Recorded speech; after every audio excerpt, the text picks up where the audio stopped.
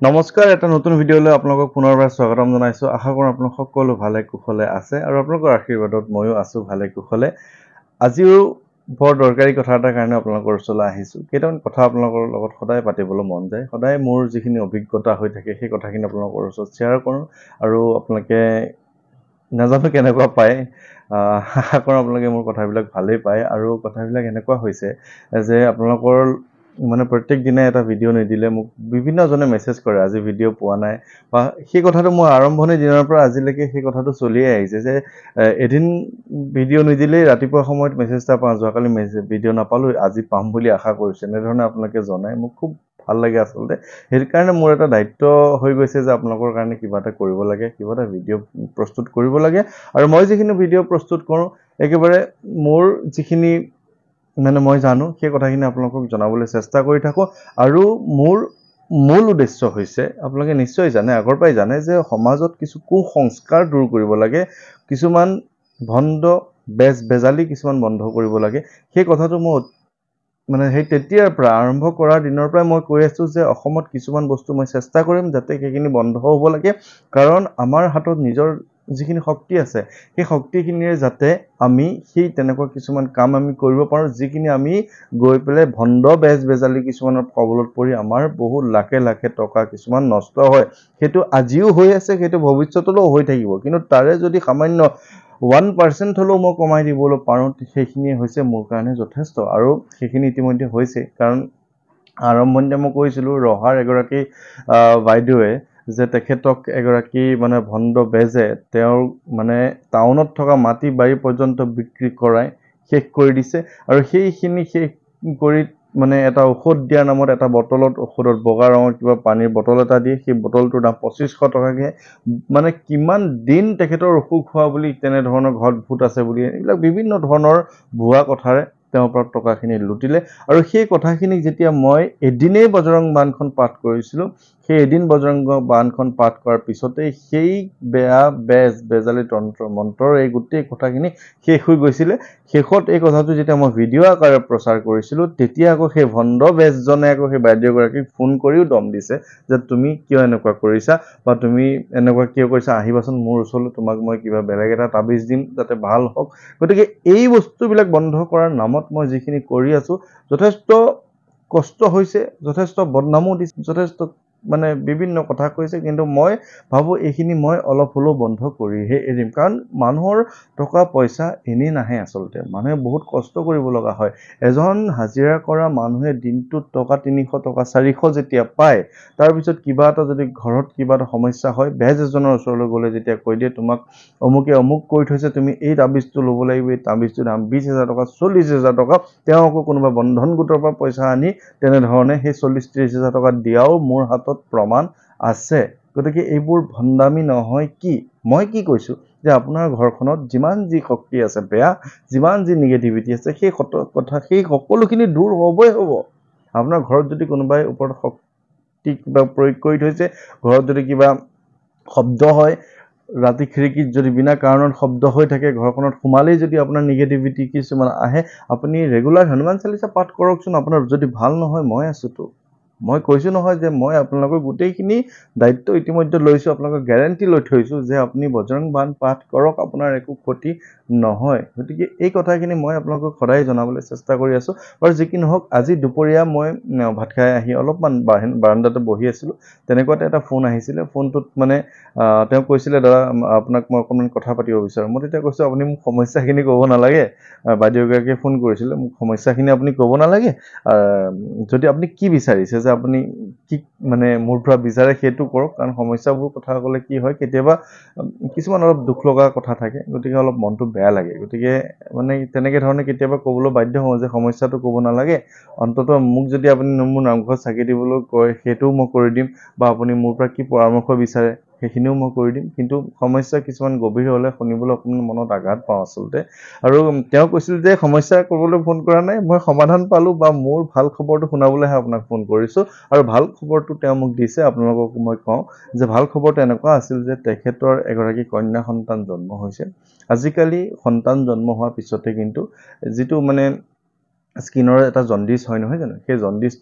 জণ্ডিছটো ল'ৰা ছোৱালীৰ বাঢ়ি থাকে আৰু সেইটো মানে কেতিয়াবা অকণমান তেওঁলোকৰ বেবী ৰুমত ৰাখিলে হয় মানে হট কৰ্নাৰত বা তেনেকুৱা ধৰণৰ কিছুমান ৰুম থাকে ন বেবী ৰুমত থাকিলে ঠিক হৈ যায় কিছুমান এক্সট্ৰিম লেভেলত গুচি যায় তেতিয়া আকৌ বিভিন্ন ধৰণৰ সমস্যা হয় বাইদেউগৰাকীৰ সন্তানটোৰ হৈছিলে কি যে জণ্ডিছ অতি মাত্ৰা হৈছিলে যাৰ কাৰণে ডাক্তৰে কৈছিল যে মানে অকণমান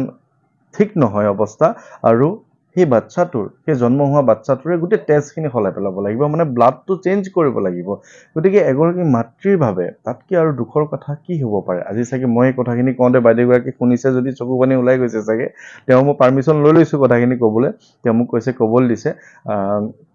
তাৰপিছত তেওঁ কি কৰিছিলে যে প্ৰত্যেক 4 ঘণ্টাৰ মূৰে মূৰে বেবী ৰুমত তেওঁক মাতে আইচিইউলৈ মাতে বেবী আইচিইউত মাতি পেলাই গাখীৰ খুৱাবলৈ যিটো দিয়ে আৰু সেই সময়কণ অকণমান সময় বেবীটোক গাখীৰ খুৱাবলৈ দিয়ে আৰু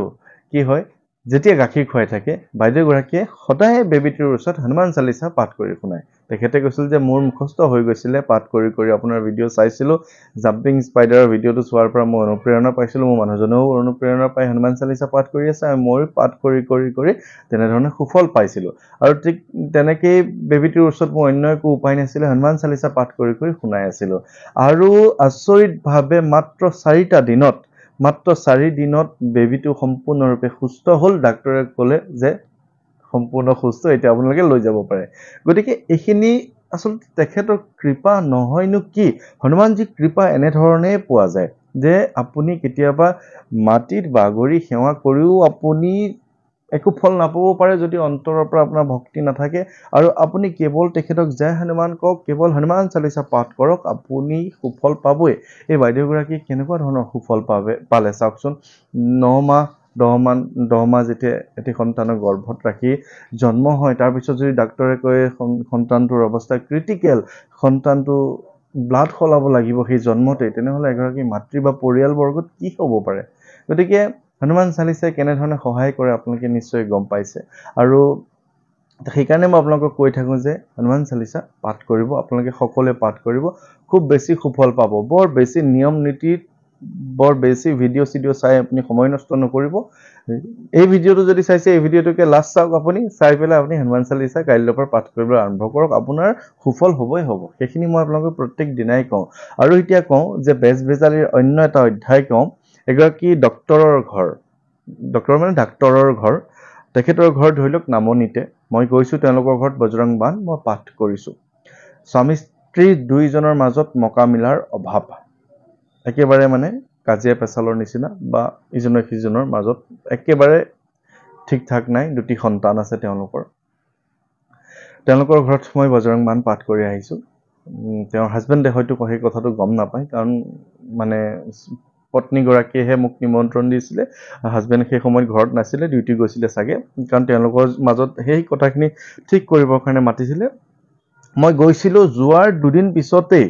তেখেতে মোক এখন ফটো দিছে আৰু ফটোখনত এটা টোপোলা ৰঙা টোপোলাত কটাৰী বান্ধি থোৱা আছে কটাৰী বান্ধি মাটি ভৰাই থোৱা আছে বিভিন্ন ধৰণৰ তেজৰ নিচিনা কিছুমান বস্তু আছে ৰঙা কাপোৰে বান্ধি ঘৰখনৰ 5 ঠাইত মানে বাৰীখনৰ 5 ঠাইত তেনেকুৱা ধৰণৰ ওলাইছে কটাৰী পৰ্যন্ত ওলাইছে প্ৰত্যেকটো টোপোলাত গতিকে এয়া কি আছিলে কোনোবাই তেওঁলোকৰ মাজত মকামিলাৰ অভাৱ ঘটাইছে নহয় জানো কোনোবাই তেওঁলোকৰ চাগে মৰম চেনেহত হিংসাত জ্বলিছে বা তেনেধৰণৰ কিছুমান কথা হৈছে গতিকে এইবিলাক তন্ত্ৰ মন্ত্ৰ কু অভিসন্ধি দূৰ কৰিবৰ কাৰণে মই সকলোৰে ঘৰতে গৈ বজৰং বানখন পাঠ কৰা আৰম্ভ কৰিছোঁ ইয়াত মোৰ স্বাৰ্থ নাই এই কথা অসমত আগৰ পৰা চলি আছিলে যিসকলে জানে তেওঁলোকে নিমন্ত্ৰণ জনাই বিভিন্ন পুৰোহিত হওক বা বিভিন্ন ধৰণৰ পূজাৰীসকলৰ দ্বাৰা ব্ৰাহ্মণসকলৰ দ্বাৰা বজৰং বান হনুমান চালিচা পাঠ কৰাই আছিলেই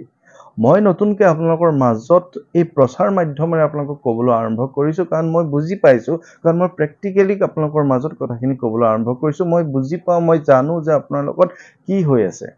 গতিকে এনেবোৰ কথা এনেবোৰ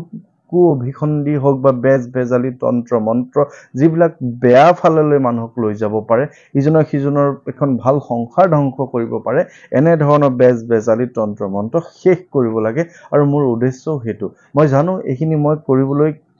ইমানটো সফল নহম কাৰণ কোন সময়ত মোৰ কি হ'ব পাৰে বা কোনে মোক কি অপকাৰ কৰিব পাৰে ঠিক নাই কাৰণ ইতিমধ্যে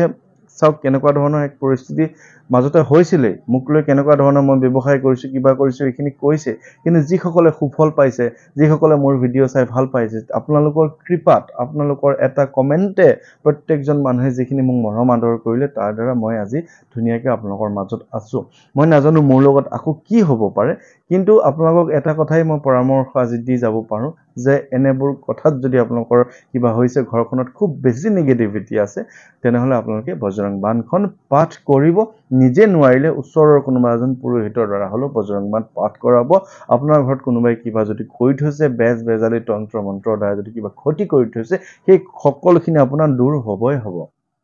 গতিকে মই থাকো নাথাকো সেইখিনি কথা নহয় আপোনালোক ভালে থাকিব লাগিব আপোনালোকৰ যেতিয়া ভাল হ'ব তেতিয়া মোৰো ভাল হ'ব সেই কথাটো মই আগৰ পৰাই কৈ আছো আৰু কথা হ'ল কি আজি ৰাতিও তেজপুৰত এজন